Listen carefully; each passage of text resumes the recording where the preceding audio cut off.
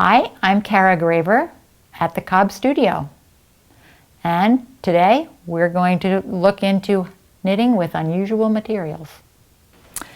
So the beginning of knitting with unusual materials could be making your own knitting needles out of dowels, little skinny dowels, and beads. It's tricky to find the beads that fit the dowels. I think I actually bought those, but I liked these. They were a little flower pot on the end. And you just take some sandpaper to make the point, roll it and sand it, and at the end sand the whole thing with a lighter sandpaper. Same thing with chopsticks from the Chinese restaurant. They've already got sort of a point, so they're already almost done. And then you can make them a little pointier because you don't want something that's too blunt. You want to be able to get your needle into the thread or the yarn. And you could use pencils. The problem with the pencils is the lead getting the dirt on your yarn.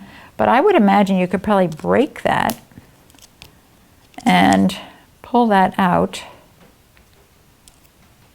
and then sort of smooth it up with your sandpaper. That's what I would do. You might find something else to do. Another thing, if you don't have sandpaper, but you have to have a good pack of emery boards, and you can get those maybe more readily where you live, an emery board is a nice smoother, at least. If they're newer than this one, it could even be a shaper. But an emery board is just sandpaper for your fingernails. So then I was knitting with some other materials.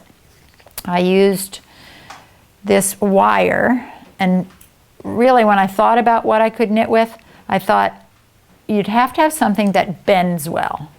Now if you wanted to use something like rope that was big, it stands to reason that you'd have to use a bigger knitting needle because the curve that the rope would be able to make is less tight than, say, jute. So this is pretty bendy. It was still a little tough when I knit this, and I thought this could be a fun little pot scrubber. Very biodegradable. Just throw it on your compost pile when you're done with it. So this is bendy, and this is fishing line, and that's pretty bendy, but it's also very thin. So I decided to get 3 strands of it, and I tied them together at the beginning because you don't want to drive yourself crazy trying to capture them up again. But this is plenty bendy. If it's a low number, 4-pound test, an 8-pound test, and who knows what pound test, make it finer.